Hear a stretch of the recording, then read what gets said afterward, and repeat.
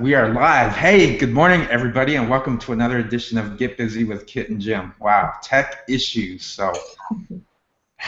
Yeah, I moved my location, and I plugged the computer in, and the socket wasn't working, and I lost power just as we were ready to come on air. And you know what?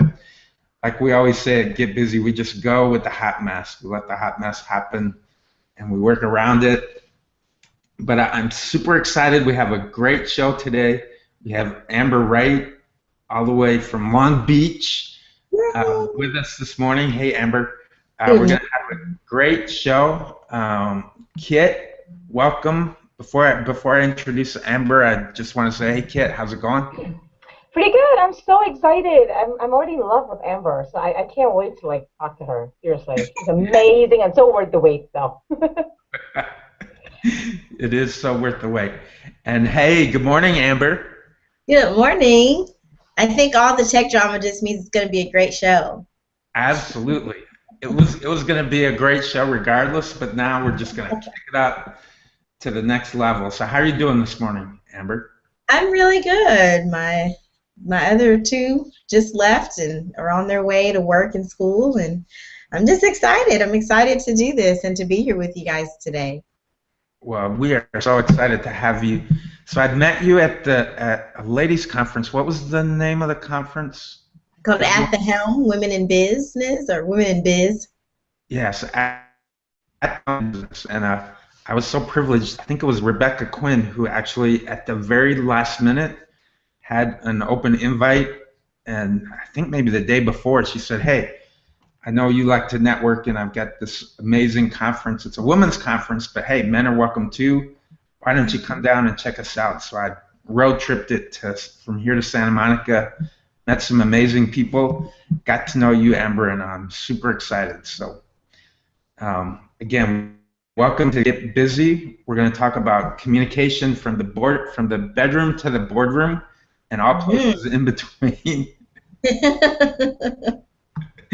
And even though we are a business-centric show, I mean, we love to focus on the people, right? For us, it's all about the people. I mean, people do business with people whom they know, like, and trust.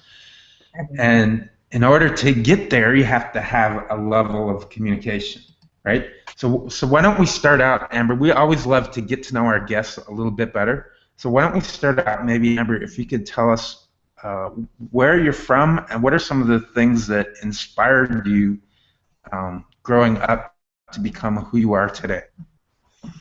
Well, I'm one of those people that's from everywhere.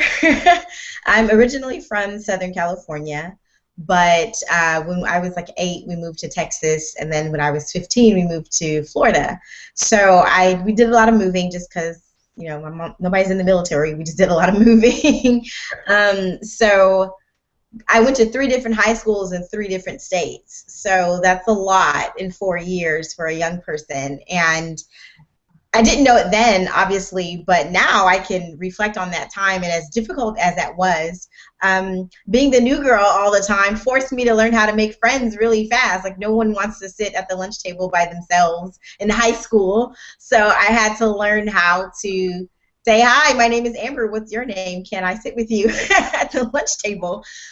So that really helped me to kind of come out of my shell a little bit sooner than I probably would have ordinarily, and just learn the power of communication and connecting with people. Oh, that's awesome. I mean, it really is about communicating and connecting with people. And it's funny how twisted sometimes we get because of communication and the lack thereof. So we'll definitely get into that whole scenario here in a little bit. But getting to know you a little bit better. Mm-hmm. So I know you've been married now for how long? 8 years. Wow, 8 years. Okay. Yeah, feels like an eternity. No, I'm just kidding. I'm just kidding. No, I'm with you. I'm married for 7 years. It's just too much. So. So Amber, tell us a little bit about your husband and how you guys met.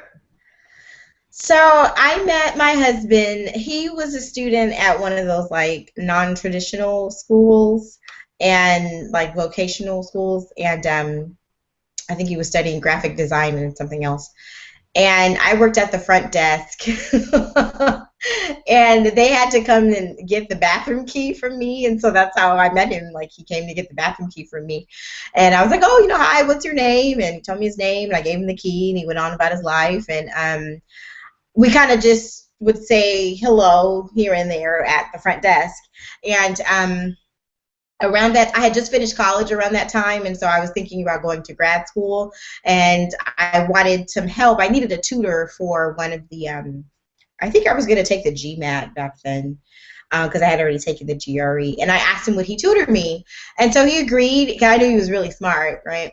I was not interested in him romantically, like, at all, but I knew that he was smart, so he had my email address, and that's how we corresponded, and one day, he had finished school, and I was there to pick up my paycheck, and he was there to finish up some things with school. And that same day, he emailed me when I saw him in the office, and he said, "If you ever want to indulge in spontaneous fun, give me a call." And I was like, first of all, who says that? Like, who says indulge in spontaneous fun? But okay. And I was just like, I don't know. But I knew he was a nice guy, and around the holidays, I called him because he didn't have my phone number. He only had my email address, but I had all of his information. And I gave him a call just to say happy holidays, and on that call, he asked me on a date. And here I am. 8 years later. No, that was 10 years ago. We've been married for 8 years, together for 10. And yeah, I married, I call him, he's like my personal Steve Urkel. He's tall and geeky, and I love him. I married Steve Urkel.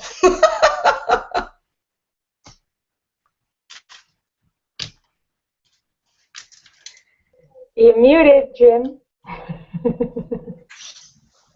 I thought it was like, is that me? Am I going crazy? Okay, sorry, I was muted. No, that's awesome. And from, I mean, I just recently met you, but it sounds like you guys have an amazing relationship. I remember you were telling me at the conference. Mm-hmm.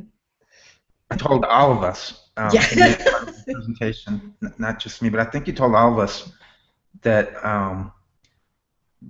the story about your husband becoming unemployed, Mm-hmm. and then him deciding to go back to college, and you guys made a joint decision that during this time period he wouldn't work, he would stay at home, take care of the household, and I assumed that you had your little girl by then. So just tell us that story, because you know what, I found it so fascinating, because you guys communicated, you worked that situation out so well, and you just handled it and managed that whole situation so well. And I just think it's interesting, and I think it's a great story. So if you could tell us, that would be awesome. Of course. So, okay. Well, I have to give you full context, right? So we had been married about 3 years. So all that happened in like 2004. And we got engaged in 2005, married in 2006. And then the recession came and knocked on our door, like it did for so many of American families. And he had made a career switch. He was working in the video game industry. He started out as a tester and left as a QA manager. He'd been in the business for 10 years and wanted to go further and kind of wanted to experience something else. And so he got a job in higher ed. And unfortunately for him, last one hired, first one fired. So he was laid off from his job, right when the,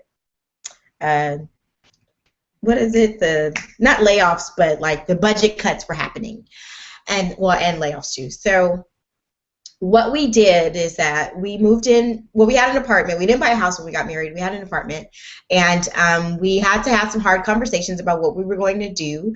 And we decided that we would move in with his mom to save money. We could have stayed in our apartment, but it would have just been tighter than it needed to have been. So we made that decision to move in with his mother to save on rent and stuff like that. And we did that because that's what felt right. And neither of us thought it would be 4 years, though, that we would be living there with her. So during that time period is when I got pregnant. And he had gone back to school in that time, so he was taking more classes. And it was very hard to find work. I mean, many people had a hard time finding jobs. So I knew that we weren't alone, but it still was hard. So he decided to take more classes so that he can accelerate finishing school. And then I got pregnant. And at that point, it was like, was he going to get a part-time job? Because he couldn't work full-time because we wanted him to finish his classes. So he decided, well, no, okay. We decided, like you were saying, we sat down and said, okay, what are we going to do? Because the cost of daycare in this country is so expensive. Daycare is, I'm like, I'm in the wrong business. I need to have a daycare. Daycare is so expensive. So if he was working part-time, that check would have just gone to pay for daycare. So we just decided that it was going to be better for us financially for him to stay home and to become a full-time student and a full-time dad. And that's what we did. And for, again, full context, our first 2 years of marriage, though, we paid off all of our debt minus a very small student loan of his that was in deferment. And we thought, we're going to be rich. We paid off all, we're debt-free. We're so happy and excited. But, that didn't help us be rich, but it helped us to stay afloat and to not go further under. We didn't go under, but just to go under at all financially. So I'm a huge advocate for personal finance and for eliminating debt because I know what it's done for our life. And that helped us to kind of maintain the same standard of living, even though we had to move in with his mother. Thankfully, I love my mother-in-law, and we get along great. So, we lived there, like I said, for 4 years. And, we had our moments. We had our ups and downs as a family, but we did what family does for each other. And, we were there and supported one another. And so all of that came to a conclusion last year. He finally finished school. It seemed like it took him forever, but he finally he went to that non-traditional school, but then decided that he wanted a traditional degree. So he got his Bachelor of Science in Business and Information Systems. And he went to my alma mater, too. I went to Cal State Long Beach, and so that was kind of cute because, he went to my college. And that's our story. It took a lot of hard talks. It took some nights that we had to cry, and it was not an easy road by any means, but we survived it. Just like so many other people are surviving day to day. And our marriage is still intact. He's the same guy I married a few years ago. He drives me crazy, but that's okay because I know I'm not easy either all the time. And my daughter has been fortunate to have her daddy home with her every day. Well, and then she started school, and now she's in preschool. But we made it. We made it. So I'm happy. So that's kind of the story. And during that time, though, again, that's when the idea of becoming a mother first is really what inspired me to become an entrepreneur. Actually, I was a workpreneur because I've had a job all this time. But in that time as well, I took on a second job. It wasn't something that he asked me to do, but I don't like being broke, Jimmy Kid. I don't like being broke. I grew up broke, so I don't like it. And I said, okay, let me get a second job just to kind of keep our head above water. And I did that, and so I was fortunate enough. I was going to get a job at Macy's, right? I had a retail job when I was in college, and I was like, well, I can do that again. I can just work at night. And I applied on the internet, and when I got the email that they were scheduling me for an interview, I almost had a panic attack. I was like, I don't want to. I had like nightmares of folding clothes, and I just like, I can't do it. And that's when I decided to actually pursue teaching as my second job, and the door opened for me to be able to do that. And I'm really happy that even though it's been difficult having 2 jobs for 3 years, almost 4, I'm fortunate to be able to do what I love. So that's our story in part. I don't ever want to be in that place again where we are looking down. It just made me realize that, like, oh my God, we only had these 2 streams of income, and when one of them was subtracted, it's like, okay, well, what now? And I don't ever want to be there again. So I'll always have a little something on the side because I don't want to be dependent on anybody for a paycheck. No. I love that, Amber. You know what? They say what doesn't kill you makes you stronger, and I know for sure that this whole ordeal made you and your relationship with your husband so much stronger and so much Yes. better. And I'm sure along the way, being the communication maven that you are, that really probably helped you guys out, a significant amount. It probably really sealed the deal for you guys, right? Kind of, yes and no, because when, both of my degrees are communication studies, my bachelor's in communication studies and my master's. And my master's, I have a specialization in interpersonal communication specifically, right? So I love communication and relationships. But one time, my husband said to me, I'm all like trying to practice these exercises, and I'm like, sit and let me repeat back what I heard you say and help me understand. And he's like, okay, I'm not your student. Like, stop, okay? Stop it. So I have to be careful with that. I had to learn to be careful with that because he didn't like it. He's like, you always give me all this textbooky kind of stuff. I'm like, it's because it works. It works. Just trust me, it works. I promise. So I just repackage it a little bit. I still do it, but I just do it in a different way now, so he doesn't really know. But yeah, but it has helped. I mean, honestly, and that's why I say in my work with Talk to Amber that from the boardroom to the bedroom, at work, at home, with your friends, whatever, the quality of your relationships is directly influenced by our ability to communicate and to express yourself. Anytime that there's a breakdown or there's problems or things going wrong, almost always, excuse me, all roads lead back to it. So it's what I'm passionate about. And so, yes, definitely, it does come to play in my marriage, but I just have to kind of trick him out so that way he doesn't think that I'm trying to make him my coaching client. So for sure, we're not going to show him the replay of this show, right? Oh, he knows. He already knows. But okay, no, he doesn't know that. So yeah, don't show him the replay. I promise I'm an honest person. I mean it. But you got to keep some things close to the chest. But I just told all these people that I tricked my husband into. Right. So now the whole world knows. The whole world knows, Amber. It's no secret anymore. We call it finessing, right? You just have to finesse things in a way to get people to do what you want them to do. And so I just finesse it a little bit. That's okay. There's nothing wrong with that, ladies. It's all right. Yeah, so I know you have some comments. You want to jump in? Comments, questions? No, I was it's first of all, that's such an inspiring story, Amber, because when you're married to a best friend, I think things just get better. And I think you are married to a best friend. I know I am married to my best friend, and even for us, I mean, for my case, it was more of a health issue, but we went through a really tough period, like the first 5-6 years of our life. And honestly, we couldn't have made it if we hadn't communicated. And, anytime I clam up, my husband always says, no, just vent it out, just talk to me, yell at me, do something, but don't just keep it to yourself, because that will just, and it's not just in your marriage, it could be in any relationship. If you have a problem, I think you should just speak it out and get sorted through. It keeps building inside your chest until one day you just explode and you ruin a relationship that could have been salvaged. I think, yeah. So I think you're amazing. The way you're taking on 2 jobs, and I'm totally a fan. Thank you. Yeah, and talk to Amber. Starting my business. I've been blogging since 2007, right? And I didn't know when I started blogging that people can make money blogging. I didn't know anything about it. I just did it because I liked it. And then, his mom and, 2 of my friends read my blog. Nobody cared about my blog. But then it grew from there.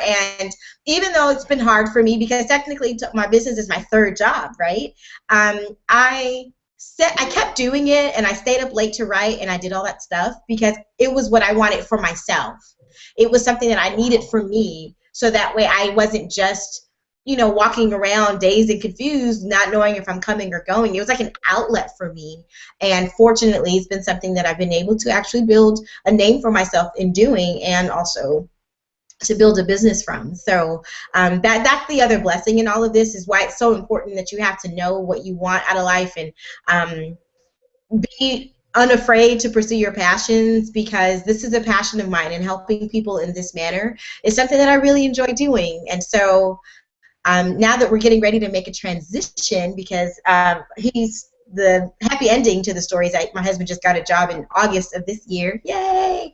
So he's a digital project coordinator for a graphic design firm here in our area, and as soon as he got hired, I was like, okay, and time is ticking because I'm leaving my full-time job. Like, I was ready. We had many conversations about me being able to leave that job and teach more classes, which I'll be doing in the spring, and be working to grow my business. So by even though it's been hard having these 3 jobs for all this time, now I'm in a position to I can have the control over more control over my schedule that I feel like I've been lacking, and continue to do what I love doing, which is teaching, and see where talktoamber.com takes me. So good stuff. Yeah, your dream is like totally my dream because I think of myself as a writer. So it's my dream to write full time. That's kind of what I'm going towards. So for sure, we'll be in touch long after the show's over. Absolutely. Absolutely. And and do it. And the thing too is, like, I read somewhere earlier this year that there's such thing as a workpreneur, and that means when you work and you're trying to grow your business. And so I'm a workpreneur because I have a job, but I still have my business on the side. And truth be told, I need that paycheck. I need to pay my mortgage. You know what I mean? And so, that's okay. Sometimes you have to work while you're working on your dream. That's fine. But eventually, you hopefully sometime, maybe in the future, for sure, you'll be able to do that as long as you're actively working towards. So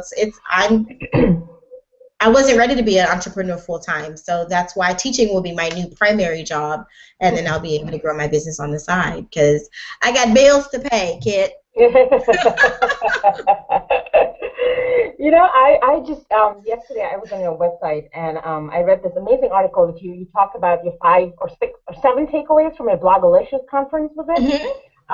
Can you say something about it? Because I'm very interested to attend one of those in the future. So, and our audience is also, Sure. will be very interested in that. So if you could just talk about it for a while. Absolutely. So for those that don't know, Blogalicious is the formal name. It's the first of its kind conference for bloggers that is geared and centered toward multicultural bloggers. And it's bloggers of all types, so mommy bloggers, fashion bloggers, beauty bloggers, relationship bloggers, whatever. This was their 6th year, and it's a really amazing experience, and I have been wanting to go. Last year I couldn't afford to go, so I didn't go, and I kind of purposed in my heart that this year I'd make it there, come hell or high water. I was going to make it, and I did. A friend and I pitched a session on how to work full-time and manage your blog and not lose your sanity, was what our session was on, and it got accepted. And so not only was I able to go first time as an attendee, but I got to go as a speaker, so that was really exciting. And it was in San Antonio this year, and it was a really amazing experience for my first blogger conference ever. Blog Her is like the grand dame of blogger conferences for women. Blogalicious is not only exclusively for women, but women make up the majority of that market who attend.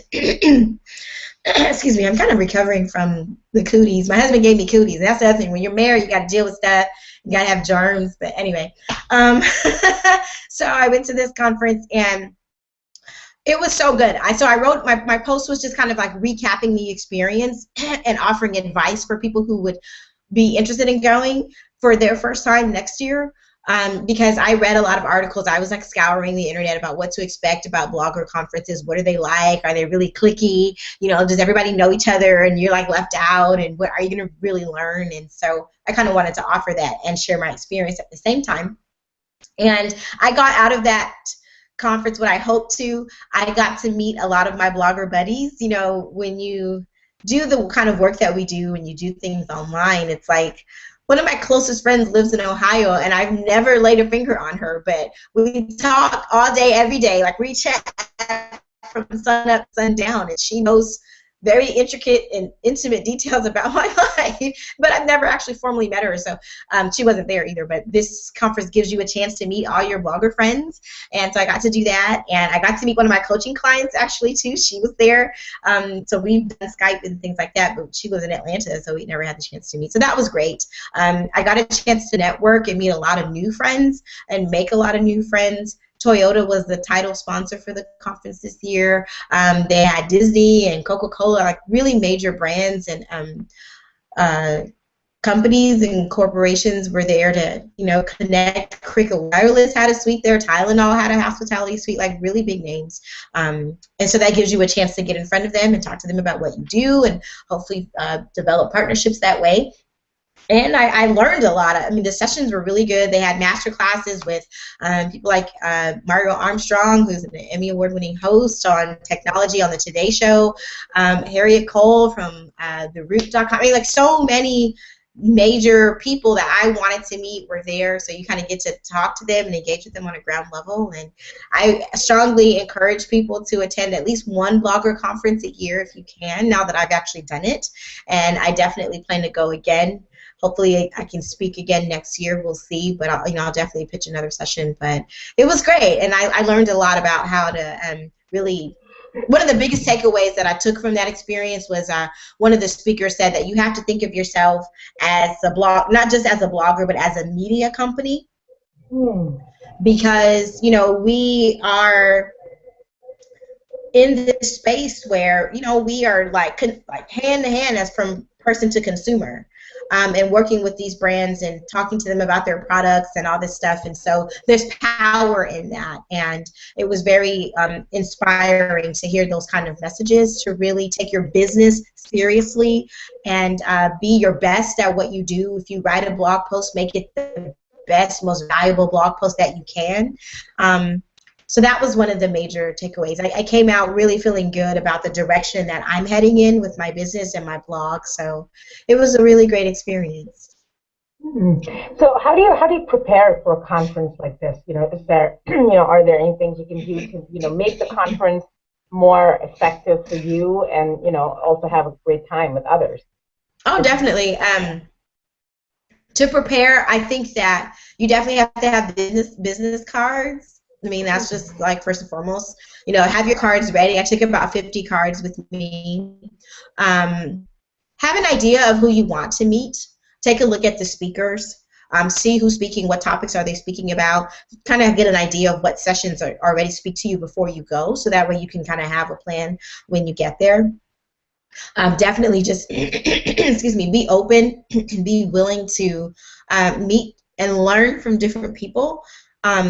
You don't have to just hang out with mommy bloggers if you're a mommy blogger. You know what I mean? Like, think about how you can collaborate with other people that are there, the attendees that are there, and really just be ready to talk about what you do and why you do it. I wasn't necessarily walking around giving my elevator pitch to everybody. But in some of the sessions, that was one of the things. You had to stand up and give your elevator pitch. So definitely be prepared for that if you don't already have one. Because it's really about selling yourself. I wanted to go there and expand my visibility if I, could. And I did that by speaking, of course. And then also just talking to people about what I did and figuring out, like, well, do you need help? Can I help you? Like, how can we work together? So I think in preparing, I definitely have your business cards. Be ready to articulate what you do and why you do it. And be open-minded and just look forward to having a good time. Come as a business person and be ready to connect and get some good stuff out of it. Thank you. Thank you. Amber, speaking of articulation, what do you think it is about communication and the whole deal about talking to each other and communicating with each other that really trips people up and gets people into a situation? What is it about communication that is so difficult, right? I mean, it's a concept that's so easy, but it's so difficult at the same time. Yeah, thankfully it's difficult, because then I wouldn't have a business, right? To help people, to help them. But what I think it is, and I mean this honestly, we throw these words around often, but I really feel like people get into problems with communicating when they don't really know what their message is, and by that I mean they don't know who they are. When you don't know who you are and why you're here and what your purpose is in this world and on this earth, then that influences the way you speak to people. You might shrink when you are engaging with other people, or you pretend to be something that you're not, or you try to please people, wanting to be what you think they think of you, if that makes sense. That didn't make sense, but do you know what I'm trying to say? It's like you become a people pleaser because you try to be this version of what people think you should be as opposed to who you really are. And that's not always easy, and why I feel like it's what makes it so hard is because people don't want to do the work. They don't want to do the work that's required to figure out who they are in this life. And that's part of my purpose, I think, is to really spur people into discovering that and doing that work and going through those layers and really assessing, again, who you are as a person, what makes you happy, where do you want to be in life, what do you want to do, what are your dreams, who are you? Because, again, when you know that, then you know your worth. And when you know your worth, then you know that what you say is something that's of value and that you have something to contribute to a relationship, to a job, to whatever. And then that influences how you let people talk to you, because it's like, hey, listen, I'm the bomb, okay? And I know it. So I'm not going to let you talk to me crazy because I'm the bomb, So it really just comes down to knowing self. And when we don't know self, then that gets us into trouble because, again, all those other things come into play. We become some false version of ourselves, and then nothing that we say then is authentic. When you're not really being authentic, that's when you run into problems with communication, I think. Oh, I can so completely relate because I'm a people pleaser. I've always been a people pleaser. I mean, I've just in the last couple years is when I've kind of taken a stand for myself. Like 3 decades, I was just doing, what others. And I'm the kind of person who says what the other person wants to hear, which is what you were saying. So, I just met. I go to this hypnotherapist, and she was asking me, what doesn't make you happy, and I gave her a whole laundry list of things. And so, what makes you happy? And I got tripped up. I was like, what exactly makes me happy? I don't know. Yeah. What is my why in the world? It's something that I'm still figuring out. But I think I have an idea. But I think what you're trying to say is it's important to dig deep and understand what is your personal, your unique why, and what makes you, so beautifully you is what you're trying to say. Absolutely. Yeah. I think another thing that complicates matters. There's the whole male female thing, communication, but even at a deeper level, there's also cultural differences, right, that come up and can trip us up as well. So let's talk a little bit about communicating between the sexes and communicating interculturally, if that's even a word. Yeah, it is. Oh, yeah. Yeah, that's a whole segment in the discipline of communication studies is intercultural communication. Because you know what, we're such a global community now, and here we are having this conversation with you and I in California, with Kit in Chicago. Kit is originally from India. I'm a gringo white boy, and you're African American. And here we are having a conversation, and I think it's a really great one. But there are times when our cultural differences and the differences in sex can really create problems. And so let's talk about how we can do better. Okay. Well, of course, talking about communication between the sexes is its own show by itself, right? Because men and women just inherently communicate differently. So I don't know which one I want to start with. Which one should we start with? Go wherever you felt. Okay. Well, all right. So, what spoke to me more was the one about intercultural communication. At first, I feel that the best way to be good at communicating with people who are different from you is understanding that there's so much more to the world than what happens on your block.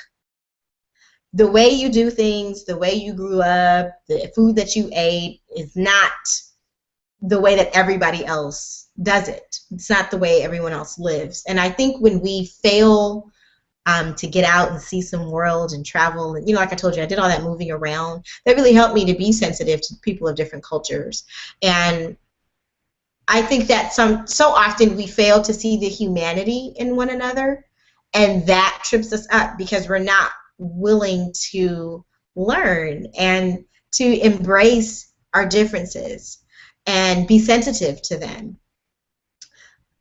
interculturally, there's so many levels and there's so many dynamics to that, but that I think is the specific answer to that problem, is that we fail to see the humanity in other people, and we think that we kind of have this arrogance about us, that we think that the way we do things is the only way and that it's the best way, and that's just not necessarily true. And for me specifically, for example, I've experienced a lot of that in my life because my family's from Honduras, right? But looking at me, you wouldn't, I mean, I'm black, right? I identify as a black American, even though both of my bloodlines are from Honduras. My mother was born there, and my father's parents were from there, but he was born here in the States. So both sides of my family are from there.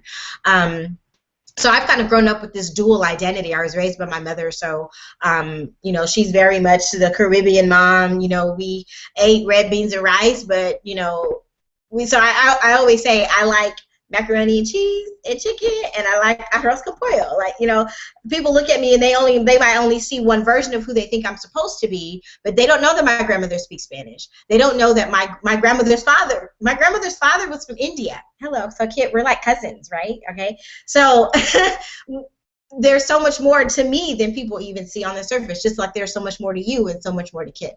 And so I feel like when we fail to really open our minds and open our hearts to be able to sit down and receive and learn and connect with people, that's what trips us up, because we don't ask the right questions, and then we lack the sensitivity that is required to again, really just engage with people from cultures that are different from our own. And when it comes to the sexes, I really think that, again, kind of knowing ourselves, knowing what we're okay with and what we're not, is what influences that. And I tell this story every time I give an interview, every time I give a talk, because it's such a concrete, it's just a great example. And my husband knows, so I'm about to talk about him again, but he's heard this 1,000 times. One time, this is an example of like the breakdown between men and women and how there's an underlying issue. I was home with the baby one day, and she was crying, and I was eating an ice cream bar, right? And I didn't get to finish my ice cream because I had to go and tend to the baby. And when he got home, we were talking, oh, how's your day? I said, oh, you know, she, you know, was crying earlier, and I started my ice cream. I didn't finish, you know, I left it in the freezer. And whatever, life goes on. The next day, I went to the freezer to get my ice cream, Jim, and it was gone because my husband ate it. And I was so mad because I was like, why did you eat my ice cream? Because, I mean, clearly it was mine. I had bitten off of it, put it back in the little wrapper, and put it back to go tend to the baby. And I told you that. Like, you knew it was mine. You knew you did not bite that ice cream, and you ate it. And so then we had this big old fight about ice cream. And he was like, Amber, it's just ice cream. Like, I will go buy you some more ice cream. I was like, no, it's not about the ice cream. It's about the fact that you were not respectful of my things. Right. And that was the issue. I was mad not because the ice cream was gone. Well, I mean, I did want to eat it, but really it was because I felt, wasn't being respectful of my things. And that's something that's really important to me based on the way that I grew up. And I know that about myself. But if I didn't know that about myself, then we fighting and doing all this about ice cream. Right. But there's something else really underneath. And I think Amber, he was just being a guy, right? Like, oh, food. Wow, food. Right. I'm hungry, guy. Right. You know. Hungry. He was like, "Are you serious right now? Like, are you serious? Like, it's just ice cream." I'm like, "It was mine, though. It was mine. I did it. It was mine." So I think we get tripped up on those kind of things because we don't really want to own the issue. I really had to sit down, and this is my filter. I like to ask myself, and you guys can have this. I'll say, Amber. I kind of do this. I'm like, Amber, is this a big deal? Right. Is this a big deal? That helps me survey how I really feel about something. And if I say to myself, you know what, yes, this really does bother me, or no, I can take this before the team. I'm not tripping. It's not, okay, it's fine, whatever. I can let it go. Because in relationships, you know, you got to pick you have to pick your battles. We know that. But I had to own that. As silly as it seemed, I had to own it. And I think when we kind of get in these dynamics with these sexes, and I'm thinking in terms of romantic relationships particularly, we got to be able to own our stuff and be able to say, hey, this bothered me, this is how it made me feel when you did this, and it's just why. And then you give that person a chance to respond. I mean, he didn't like having to apologize to me about eating my ice cream because it didn't really seem like that big of a deal. But when I really did say, like, no, this is why I felt disrespected because you weren't respecting my things, then we were able to have a more concrete conversation. So I think a lot of times we just gotta really own it, whatever it is, good, bad, or indifferent. On the flip side, if your partner really makes you happy and you just love them and can't live without them, tell them that. Or if you see them doing something, like the other day, we both were kind of sick last week. I told you he gave me his cooties, and I didn't want to eat a meal, and so he makes the best cream of wheat. My husband makes the best cream of wheat, and I said, "Can you?" I was getting ready to make it. He's like, "Don't worry, baby, I'll make it for you." And I said, thank you. Thank you for making this cream of wheat for me because you make great cream of wheat. I appreciate that because he wasn't feeling good himself. So conversely, when things are going well, you should honor and acknowledge that too in order to kind of, smooth things out. Yeah, I think that's great, and I think that carries over into the workplace also because untold billions of dollars, really, literally, I bet there are untold billions of dollars that are wasted in industry and in the economy just because people fail to communicate, fail to take the time, like you and your husband, you took the time to work out the ice cream situation and get to the root cause of it, and it was more than him just eating your ice cream. It was a matter of respect. But if you wouldn't have taken the time to explain, what the bottom line was with you so he could understand it at a deeper level, then that communication wouldn't have happened. And I think this happens every day, literally every day. I mean, I've seen it being in the corporate world. I've seen little, what should be, small things blow up into huge things and create productivity problems and all kinds of craziness, just because of a lack of communication. Oh, and actually, I must thank you, Amber, because when you were telling your story, we get into these fights a lot, where he takes something of my stuff that he's not supposed to. I touch something I'm not supposed to. But he has a bag that he's been, my husband has a bag that he's been very passionate about. He's had it for like 10 years, and he doesn't let me use it at all. And I never understood why. I was like, it's just a bag. What is your problem? But now when you're talking, as you bring back, I was like, oh, maybe it's just that, he's emotionally connected to the bag, and I need to respect that boundary. So I need to go back and apologize now.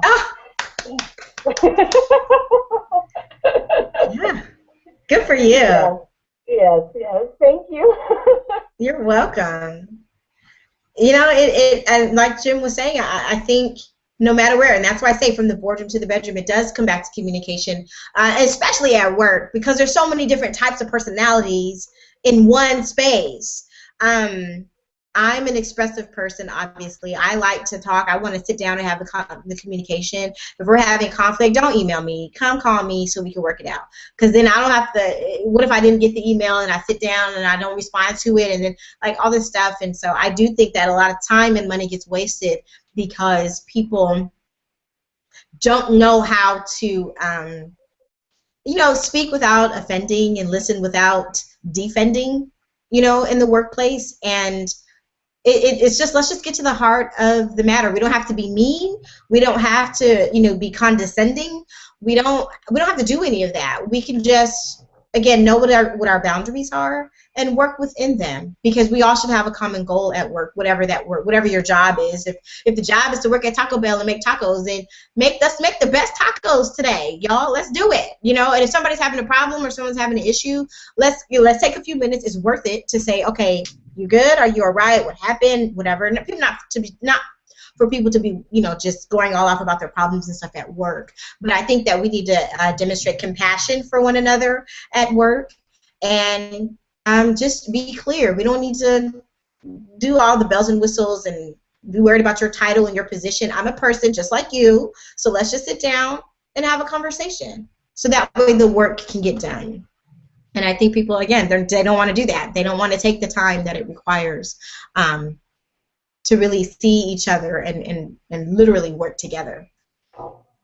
And I think oftentimes digital communication, written emails or social media, can still blow up in your face, because when you're having a conversation via typed words or written words, a lot of times the tonality and the expression, and it's just so easy to read something out of context or not get that visual and nonverbal communication along with the written communication.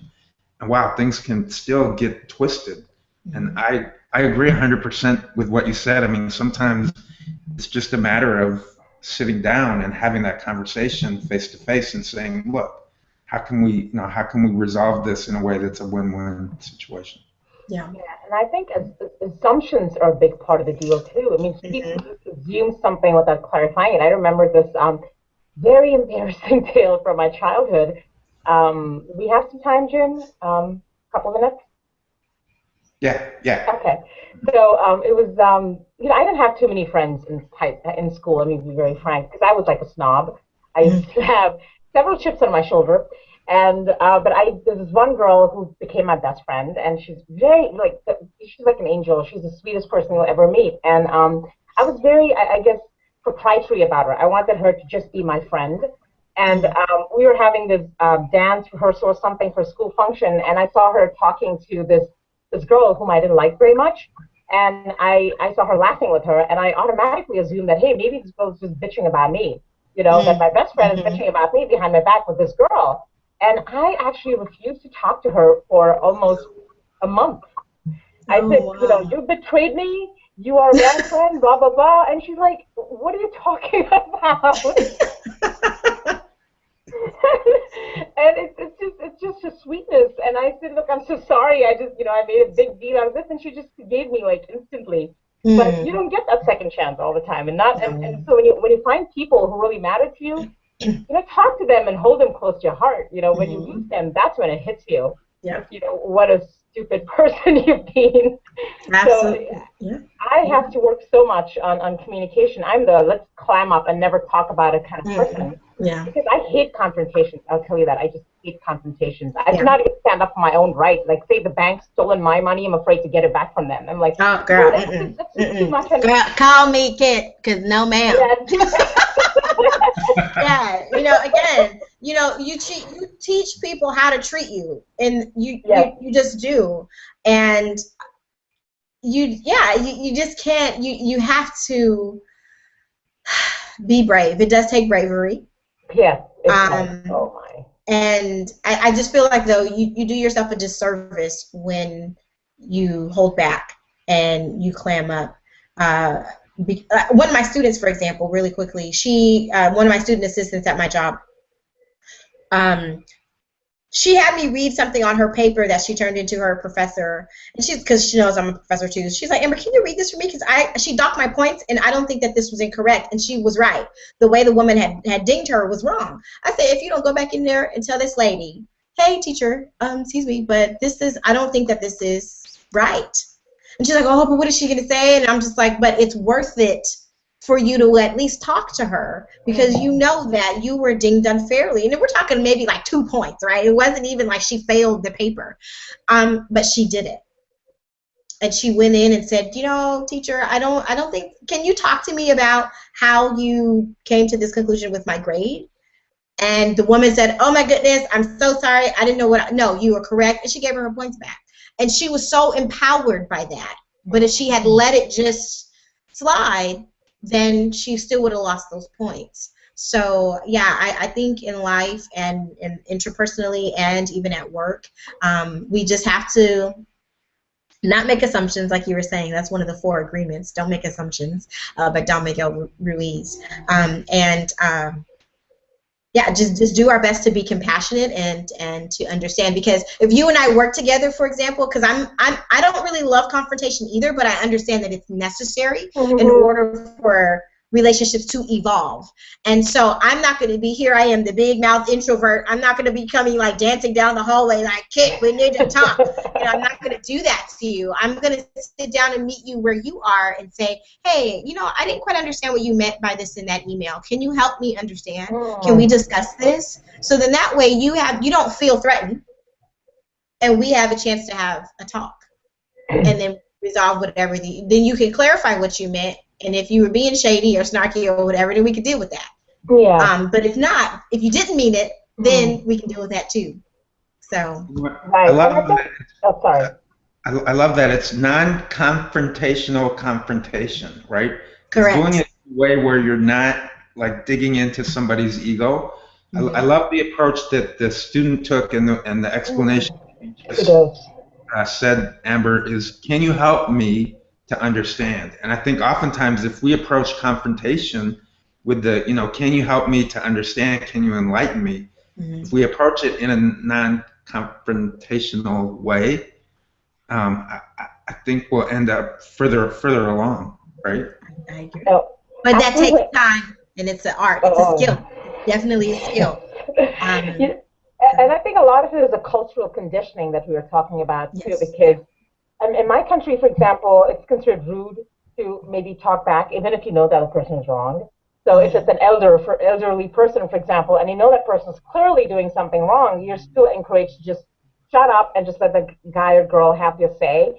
So I think that's part of the deal too, that I'm culturally conditioned to just clam up a little bit. But I understand that it's not always, that's not the healthy way to go about leading life, because, I mean, if, like you said, if somebody does something wrong, then talk to them. If somebody does something sweet to you, talk to them. It's not that you're trying to pick out faults. It's more like you're being honest. Exactly. And that's the only way you can have a relationship that goes through ups and downs, and that can survive the storms that you and your husband had, that me and my husband had. I mean, we all got through that because we talked. Yes. So I'm so loving this conversation. It's making me empowered already. Oh, yay. Not to go back and call my bank and say, give me back my $25. You better do it, girl. Do it. Yes. That's your homework. Call the bank.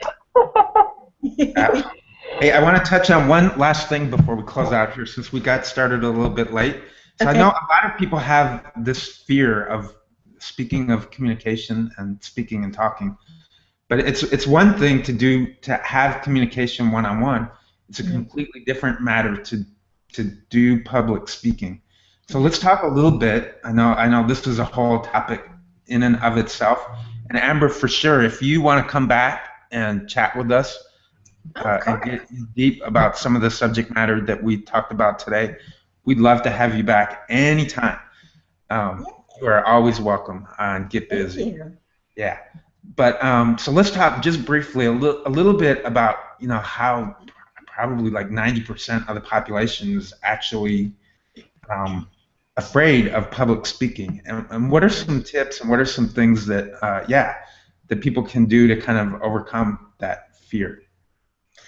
I think that the starting point is what we talked about before, about knowing yourself and being confident in who you are, and that takes some time. That takes time. It's not instant at all. But in the dynamic of speaking in front of groups, maybe you have a presentation at work or at your church or wherever, people are terrified over it. And I try to teach them, my students and my clients, that it just doesn't need to be as dreadful as you think it is. Your body doesn't know the difference when you are full of adrenaline. It doesn't know the difference if there's a bear chasing you or if you're getting up to speak in front of 20 people. So you have to condition yourself and train yourself to be prepared for that moment, to kind of trick the brain into understanding what's happening. And some really basic tips that I want to share are, first, know who you're going to be speaking to. That's really important. If you get up in front of a group, like at that conference, the one where we met, that was a group of women entrepreneurs.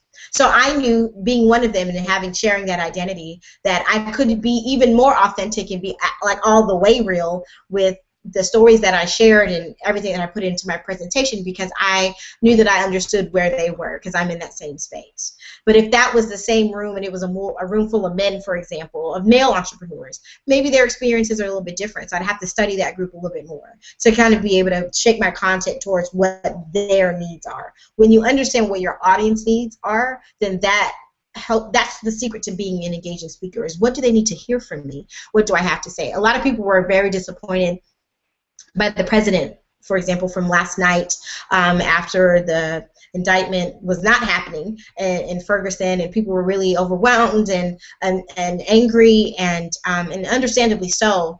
He didn't understand the needs of the audience, and he didn't address them. The audience didn't, the country didn't need to hear, don't go out there looting, you guys. They wanted their pain to be acknowledged. And that's, you got to know that. You have to know what it is that your people need to hear. Not always what they want to hear, but what they need to hear. And also, you want to rehearse. Really, more than anything else, well, no, let me back up. Then you want to get organized, okay? A lot of people just say to me, like, I don't know what to say. I don't know what to say. And I always feel like just speak about the things that come naturally to you. Even if you're speaking on a topic that is completely irrelevant or different, or it's not normal or natural for you, find a way to inject yourself in it and bring it to life. People love to hear stories. Storytelling is what helps speaking come alive. And find a way to share examples that resonate with your audience to help them understand, like, oh, yeah, I've been there. Like that whole ice cream story situation. At some point or another, we've all had a spat with our partners before. And it's like, oh, girl, I know exactly what you're talking about, right? Because then when I meet you there and we connect in that way, then I have your ears to be able to drop whatever knowledge it is that I have to drop, okay? So know your audience and get organized by knowing what you want to say, and find ways to inject stories inside of what you want to say. And then finally, you just have to rehearse. I tell my students in my public speaking class, don't ever let the day you give your speech, be the day you hear your speech. You should never let that happen. You should practice at a minimum of 5 times, at probably 10 in order to really feel comfortable with what you're going to say. Because for me, when I don't know what I'm going to say, I stumble over my words. I'm a lot more unsure, and that helps to heighten the anxiety. So that's something that is within your power to control, to bring the anxiety down. It's just to practice. It seems so simple, but people don't do it, and they don't do it. And so those are the things. You want to know who you're speaking to, know what you want to say to them, and practice what you're going to say to them. And that will help to, on a very basic level, that will help to make you more confident. And just fake it. Like Dr. Amy Cuddy, from her TED Talk that she gave about a year or so ago on the influence of body language on ourselves, she said, don't fake it till you make it, fake it until you become it. Just tell yourself, I am the best public speaker, and they are going to love me when I sit down. Even if you don't believe it right away, tell yourself that enough times, so that way, they don't know that you're, shaking in your boots.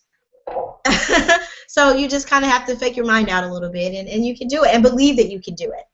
And if you don't believe it, call me. I'll help you. Awesome. Yeah, so we're getting ready to close out. So Amber, tell people how they can get in contact with you if they want to reach out to you. How can they find you? Well, wherever you are, I am at Talk to Amber. So on Facebook, it's facebook.com, Talk to Amber. On Instagram, I'm at Talk to Amber. Twitter, Talk to Amber. So it's the same across all platforms. So if you want to just holler and say, hey, girl, I saw you on the show, then definitely you can do that. If you want to holler further, maybe you need some help with your public speaking skills, or you are interested in some one-on-one coaching in that regard, or you want some help with figuring out how to be a more effective communicator, you've got some struggles, and you just say, you know what you said really resonated with me, give me a call, or you can just send me an email at amber@talktoamber. Visit my website. There's a contact form there on my website, or you can just send me an email, amber@talktoamber. Just put get busy in the subject so that I know where you heard from me, and let's work together. I want to help you. I want to help you have the most amazing relationships from the boardroom to the bedroom. So, yeah, I'm here.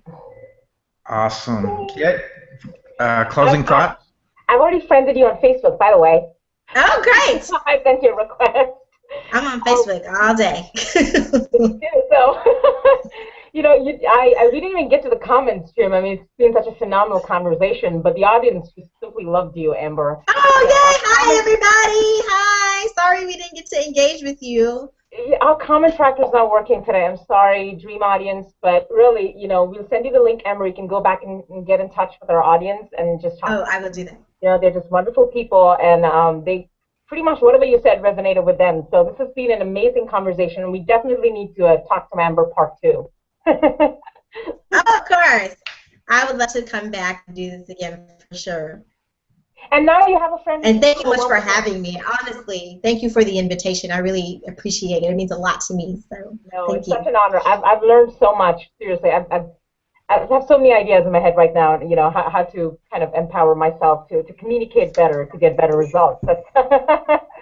So thank you so much. And like I said, you now have a new friend in Chicago. So well, I'm going to make it to Chicago eventually one day.